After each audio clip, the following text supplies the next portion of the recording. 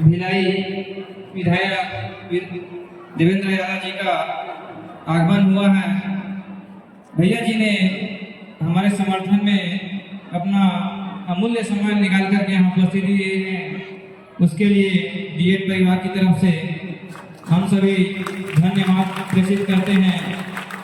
मैं भैया जी को हमारे अवसरकारी साथियों को संबोधन करने के लिए ससम्मान बुलाना चाहूँगा।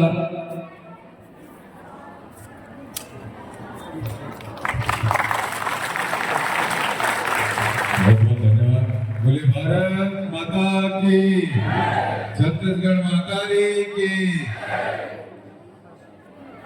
सभी सम्मानित सहायक शिक्षक साथियों, आज आप लोगों के बीच में मुझे उपस्थित होने का अवसर मिला है।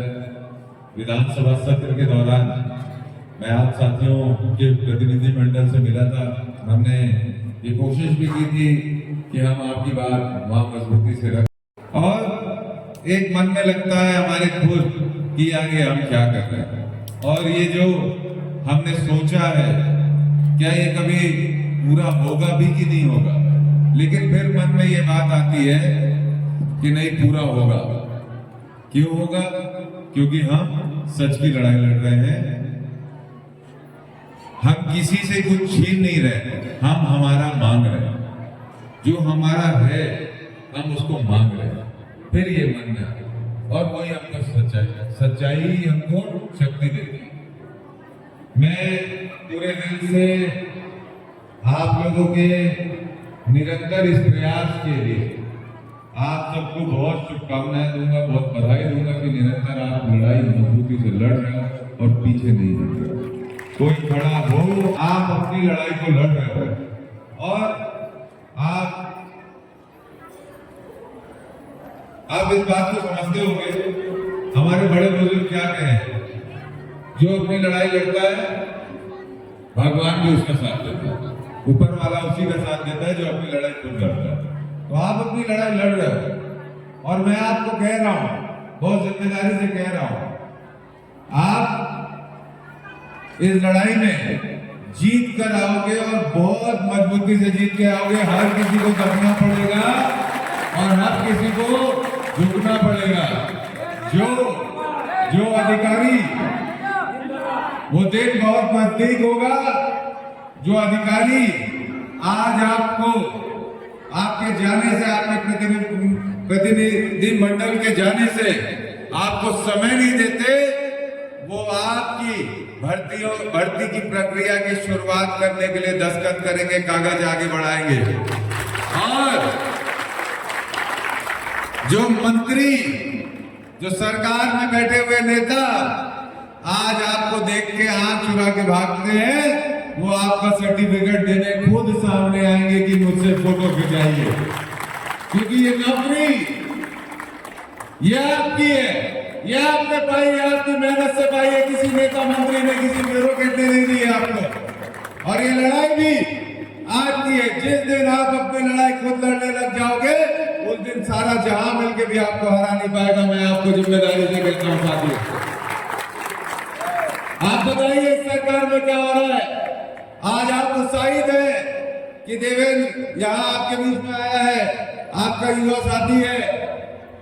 आप जैसे युवा साथियों के बदौलत देश के सबसे युवा महापौर बना, देश के सबसे युवा छत्तीसगढ़ का विधायक बना, अभी दोबारा विधायक हो।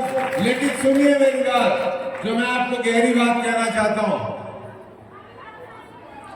3 बार लोकतांत्रिक तरीके से सदन में जाने का मौका मिला, अलग अलग सदन में जाने का मौका मिला, वर्तमान में विधायक हूं। लेकिन मुझे प्रबंधन से, प्रशासन से बात करनी पड़ रही। बात करने के लिए मैं 2 दिन अंचल में बैठा, एक प्रशासन प्रबंधन का आदमी नहीं आया। जब उसको बढ़ाया 5वें दिन, उनको हमारी कुछ मांगे माननी पड़ी, आधी मांगे माननी पड़ी। इस तरीके से लड़ना पड़ रहा है। तो आप ये देखिए क्या सुशासन चल रहा है। सुशासन नहीं चल रहा है, ये पूंजीवाद चल रहा है। ये चाहते हैं कि हम युवा, हम सब लोग दिहाड़ी की मजदूरी करें, श्रमिक बने, कुशल श्रमिक बने, ये हमें सरकारी दफ्तरों में एक रेस्पेक्टेड जॉब करने नहीं देना चाहते। ये चाहते हैं देश का पूरा पैसा, छत्तीसगढ़ का पूरा पैसा कुछ 2, 4, 5 उद्योगपतियों में बढ़ जाए और यहाँ गरीब हमारा छत्तीसगढ़िया भाई बहन उनके नीचे नौकरी करे, अर्ध कुशल श्रमिक बने, कुशल श्रमिक बने, सरकारी दफ्तर पे साहब नहीं बन पाए, उद्योगपति नहीं बन पाए, यंग एंटरप्रेन्योर नहीं बन पाए। इनकी ये सोच है और इस सोच के खिलाफ लड़ाई है।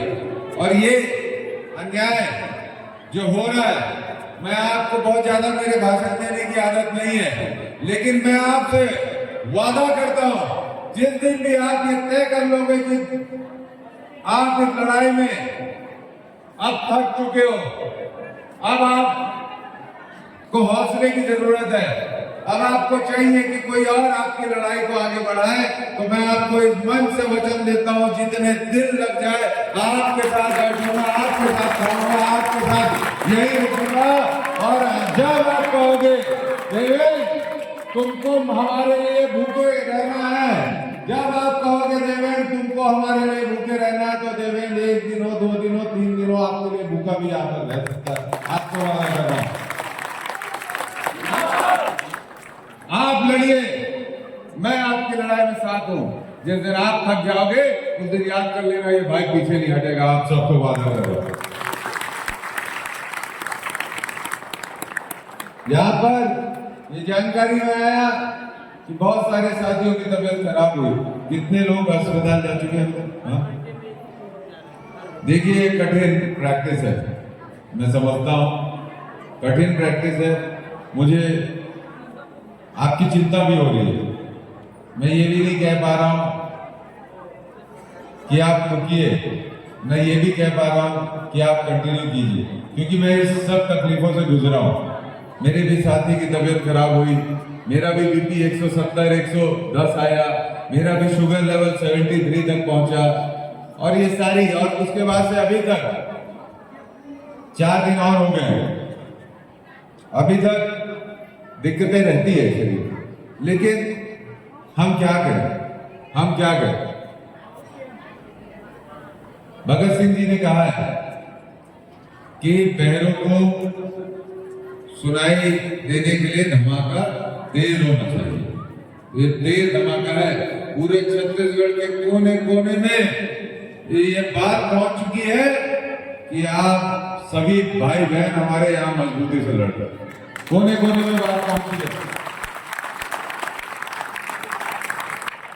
मैं आपसे अपील करूंगा, आपके जितने साथी हैं, रिश्तेदार हैं, दोस्त हैं, जो और अभ्यर्थी हैं और जो भी लोग युवा हैं, उन तक ये बात सोशल मीडिया के माध्यम से मजबूती से पहुंचाइए। मैं देखता हूं ट्विटर में आपका आंदोलन बहुत मजबूत खड़ा हो रहा है। आप सारे नेताओं को, ब्यूरोक्रेट्स को, पत्रकारों को और जो भी जिम्मेदार लोग हैं, सभी लोगों को, ट्विटर हो, फेसबुक हो, इंस्टाग्राम हो, बिल्कुल छोड़िए नहीं, यूट्यूब हो, सब जगह बोलिए, मजबूती से बोलिए। ऐसा है कि जब माननीय न्यायालय ने इस बात को बहुत स्पष्ट किया है कि जल्द से जल्द भर्ती प्रक्रिया कंप्लीट करनी चाहिए, उसके बावजूद रिक्त पद उपस्थित होने के बावजूद अभी तक भर्ती की समय सीमा नहीं बताना, ये सरकार की तरफ से बहुत गलत काम है और इसका हम विरोध करते हैं। जिस तरीके से हम अपनी नज़रों के सामने देख रहे हैं, बहुत सारे युवाओं की तबीयत खराब हो रही है, लगातार अस्पताल पहुंच रहे हैं, बीपी हाई है उनका, और आमरण अनशन निरंतर जारी है। इस पर मैं सरकार को ये चेतावनी देता हूं कि सरकार जल्द से जल्द स्पष्ट करे कि भर्ती प्रक्रिया कब से शुरू की जाएगी। अगर सरकार हमारे अभ्यर्थियों की बात को गंभीरता से नहीं लेगी तो इस आमरण अनशन को, ऐसा नहीं है केवल अभ्यर्थी इसमें सम्मिलित होंगे, हम जैसे कई युवा इनका हौसला बुलंद करने के लिए उनके इस आमरण अनशन में अपनी भागीदारी देंगे और हम भी बिना खाए पिए उनके साथ यहाँ पर बैठने के लिए तैयार हैं।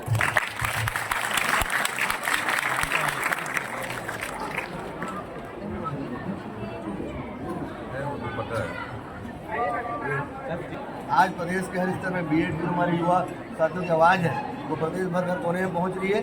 और मैं युवा कांग्रेस के प्रदेश अध्यक्ष होने के नाते आज हमारे युवा साथियों के समर्थन में आह्वान करते हैं कि सरकार अब युवा कांग्रेस भी इन साथियों के समर्थन में कूद गई है।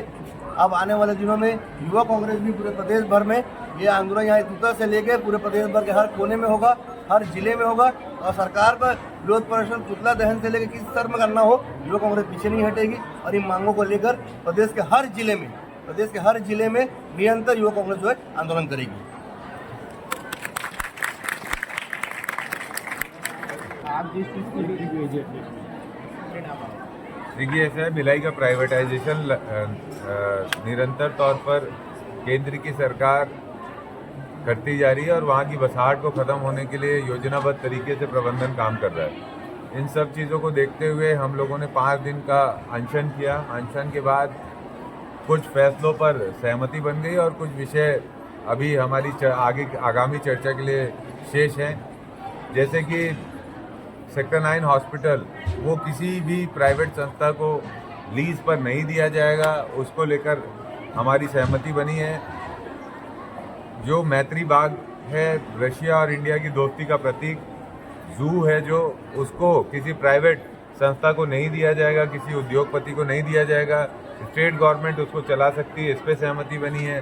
साथ ही साथ जितने आवासों को खाली करने के लिए डिटेंशन स्कीम को कैंसिल किया गया था, उसकी जगह लाइसेंस में क्वार्टर्स दिए जाएंगे, जो पहले दर चल रहे थे उसी दरों पे दिए जाएंगे। और जो हमारे व्यापारी टाउनशिप में रह रहे थे, भिलाई टाउनशिप में, उनकी भी जो दरें बहुत अत्यधिक बढ़ा दी गई थी, उसको भी वापस लेने की बात उन्होंने कही है, जिसके कागज़ आने वाले दिनों में बोर्ड की मीटिंग के बाद लोगों के सामने प्रस्तुत किया जाएगा। तो इस तरीके से बहुत सारे विषय में हल निकला और कुछ विषय में हमारी असहमति अभी भी बरकरार है। आगामी समय हमारी पुनः बैठक होगी और उसमें तय किया जाएगा कि आंदोलन को किस तरीके से हम आगे बढ़ाएंगे। आप ये कह रहे हैं, देखिए, ऐसा है कि पूरे प्रदेश के अंदर जो हमारा जल जंगल जमीन है वो सुरक्षित नहीं है। पूंजीपतियों को एक एक करके बांटा जा रहा है। अडानी, अंबानी, मित्तल, जिंदल, आप देख रहे होंगे छत्तीसगढ़ की जो शांति व्यवस्था है उसको पूरी तरह से तार किया जा रहा है। छत्तीसगढ़ शांति प्रिय प्रदेश है, लोग यहाँ पे सुकून शांति से रहते हैं। लेकिन अब उनकी छतों पर बात है तो भले भिलाई हो, बस्तर हो, सरगुजा हो या तमनार हो, हर जगह लोग मुखर होकर सरकार की इन कुनीतियों के खिलाफ मजबूती से आवाज़ उठा रहे हैं। और हम सब की नैतिक जिम्मेदारी बनती है, युवाओं की नैतिक जिम्मेदारी बनती है अपने व्यक्तिगत हित को छोड़कर इस समय छत्तीसगढ़ महतारी की सेवा के लिए हम लोग अपना सर्वोच्च निछावर करें। जंगल कटाई को लेकर कांग्रेस खुलकर सामने क्यों नहीं आ रही? क्योंकि कांग्रेस भी तो अपने समय में और अडानी को जंगल काटने के लिए दी। देखिए, ऐसा है कि इसमें अलग अलग तरह की बातें बीजेपी के द्वारा फैलाई गई है, लेकिन हम पूरी तरह से, हमारा स्टैंड स्पष्ट है। हम उद्योगों के खिलाफ नहीं है, लेकिन हमारे जो संविधान है, प्रक्रिया है और हमारे जो ग्रामवासी हैं उनकी अनुमति के बिना अगर उद्योग लगाने के लिए डंडे का उपयोग किया जाएगा, लाठी का उपयोग किया जाएगा, लोगों को मारा जाएगा, तो हम इसके खिलाफ हैं। जल जंगल जमीन को सुरक्षित रखना, आने वाली पीढ़ियों के लिए सुरक्षित रखना, ये हमारा नैतिक दायित्व है और इसको हमको करना चाहिए।